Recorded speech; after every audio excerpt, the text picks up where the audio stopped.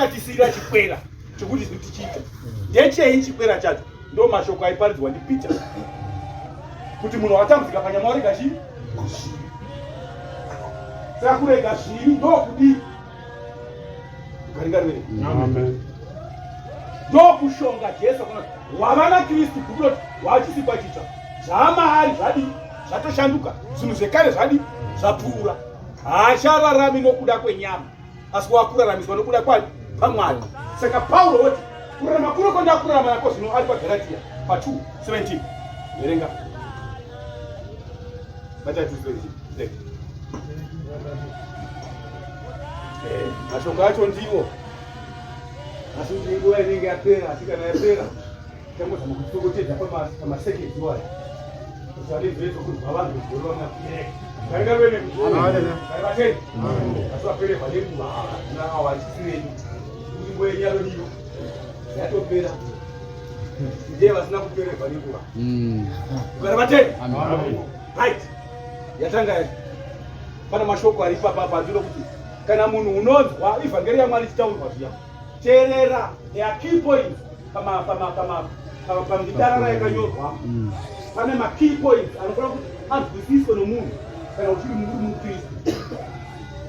There are some points check chizvinobasa ukangarere saka pataurwa mashoko aPeter awa zvakatambudzika panyama aya nemuva mushonga munakariwe kuti munhu akatambudzika panyama warega zvivi harikanyamwe amen Yesu ndo zvakaitirwa kuti panguva yakasara panyama varege kurarama nokuchiva kwavanhu vasina kuda kwaMwari harikanyamwe amen zvamboti zvacho vanoti amen zvine chirevo chei pakurarama kwako somuKristu zvofanira kuti zvive attached with your lifestyle yokurarama kwaunorarama nako somuKristu zvofanira kuti zvive zvakabatana zvine linge ukaringarwere Peter kutanga popa wacho musoro weshoko uri pa3 ndidono kutungira pakutambudzika verenga vhesi yamini wavhesi yacho verenga pa1 naizvozvo Kristu zvakatambudzika panyama zvazviri kuti wakatambudzika mushonge murangariro wose. Saka imwe pakugara kwenyu shongai murangariro wacho nokuti munhu wakatambudzika panyama chikonzero wakatambudzika panyama warega yes munhu wakatambudzika panyama warega kana washonga murangariro unotozwisisa kuti munhu wakatambudzika panyama warega zvivi. Saka the fact to check kushonga kurega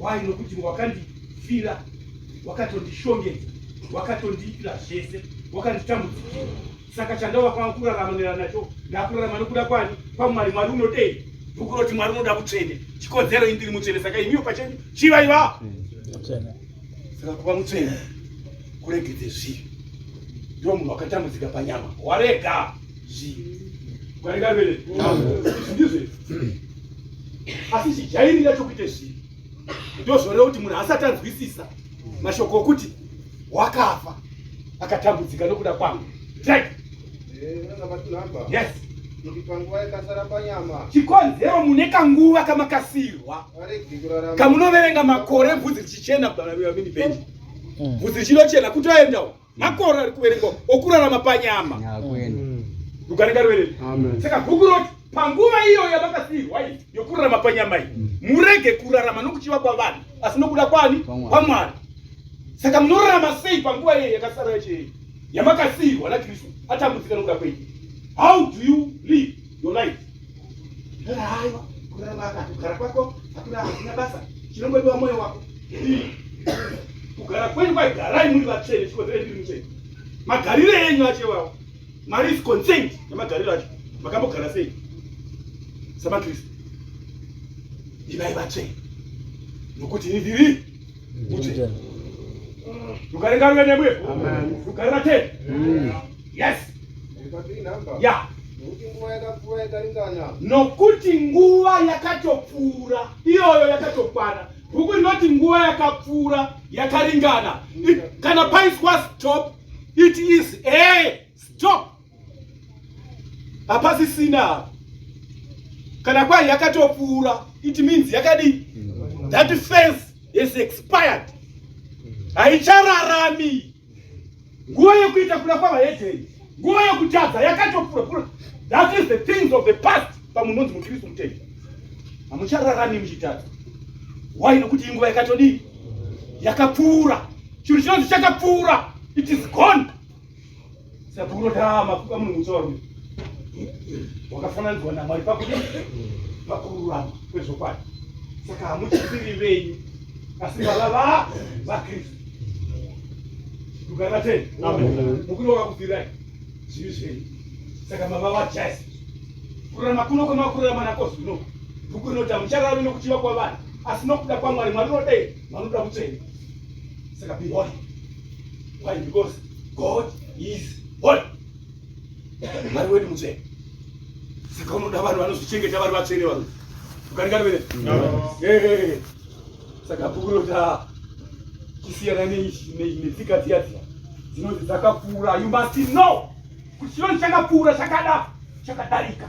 Kana uchiraramisa uchimutsa iwe nhasi, kureva kuti wava mumadhozi, uri mashaya, uri kurarama uri mumadhimoni enyika inoyi. Akavanzirwa ivhangeri younyoro hwaKristu. Bukunoti kana ivhangeri yakafukidzwa kune vakarashika, ndo vakafukidzirwa ndangariro dzavo naMwari wenyika inoyi. Saka nokuudzai kuti haiwa haifai kuchimuka. Asi Mwari unoti zvakapfuura, zvakakwana. It's past.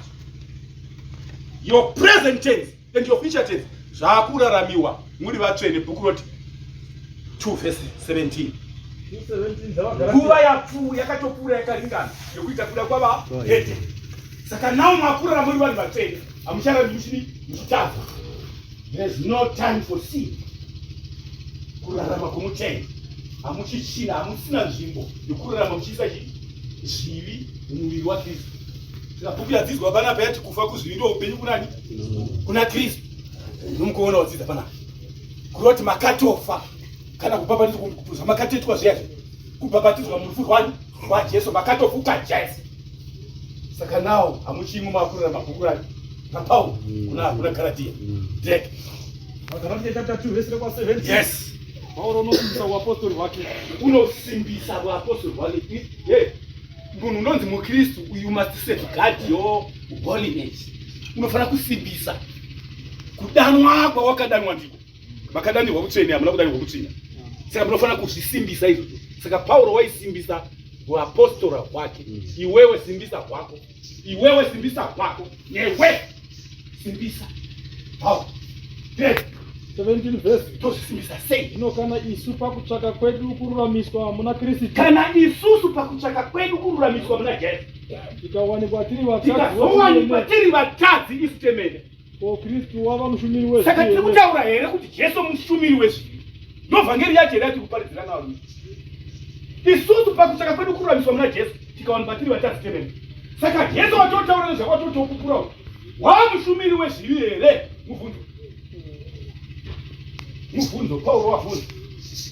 Saka vhangeri yamuri muchichumairira nei? Muri kuti Jesu wamushumiri wezvivi here? Ya, wabvunza. Haisva. Kwete, Jesu ashumiri zvivi. Nokuti kana tikavakazve, kana isu tikavakazve izvo zvandamboputsa, zvatakamboputsa chiti munhu wekare haiwa tozviita mudari. Tozvitora tozviti zvipenyu zvasatani zvatakasiya, totora toti zvipenyu mberi tiri nhasi, tozvimutsa. Bhuku roti handini totozviita mudariki ndemene. Saka zvakaputswa zvakatodii? That faith is past. Saka bhuku roti zvamakanga muchiita zvitsika dzokuhedheni, zvokufamba nokutere, nokuchiva, nokuita zvakaipa, things of the past. Kutere chii?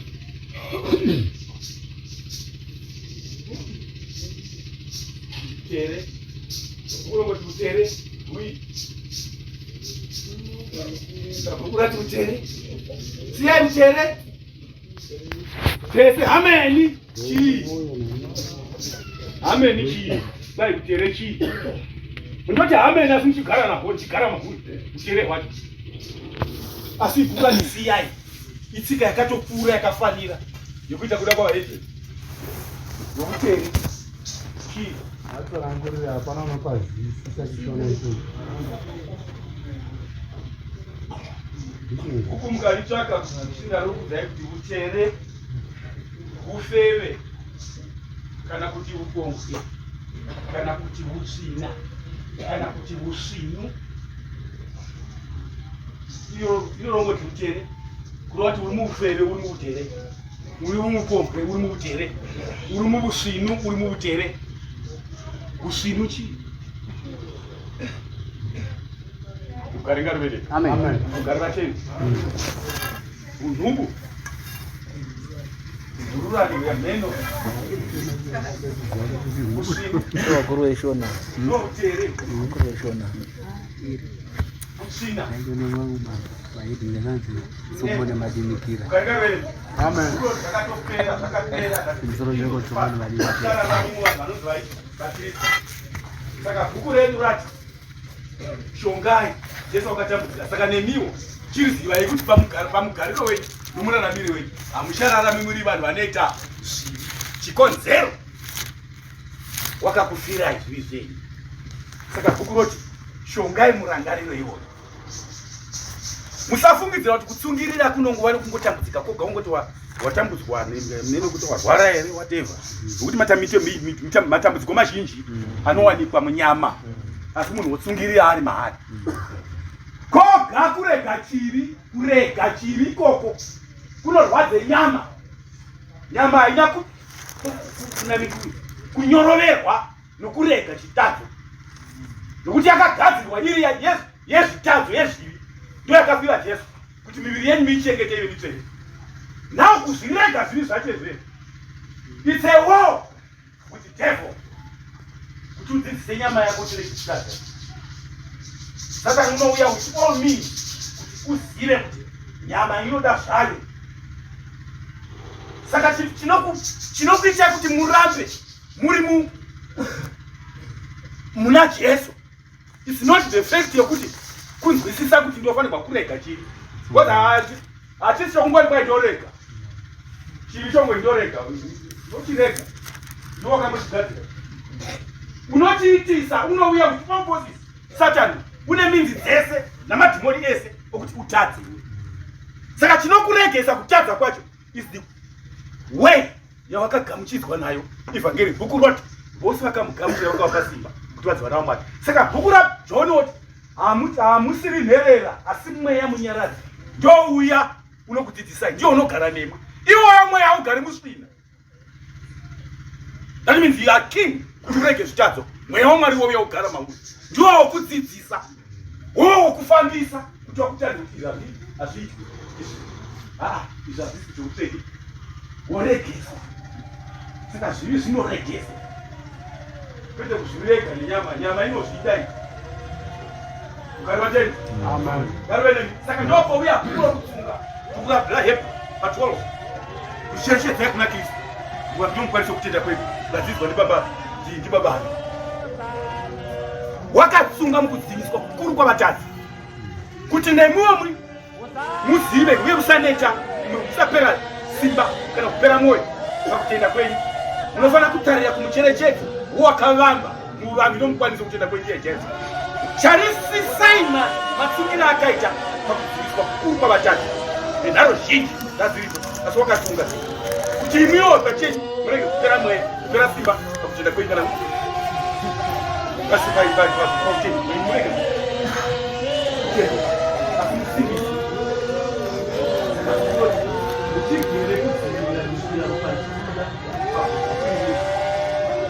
ndokuri kutsunga nokuti zvivi zvinorwiswa zvirege kuitwa, ende zvinorwiswa kwomweya. Mweya ndiwo unotsungisa. Dai Satani wozouya otambudze nyama, asi mweya wanosungiswa. Stefano wakaboneswa denga raZaroma. That means focus. Mweya unokuchinja, unotora, unokuchinja focus. Haikuonesi zvaunofuna unokuonesa zveupenyu. Stefano wakaboneswa denga raZaroma, asi daikuchaka vanga vanayo vakatarisana naye mboni kumboni, asi mweya wagara wazara wakamutarisa. Vatadzi vari kumutara vavona nekubva vavona kuti zvobva kuna vatete ai chigaishaizwati wainokutindiwa mweya wamwari unokuonesa beyond vatete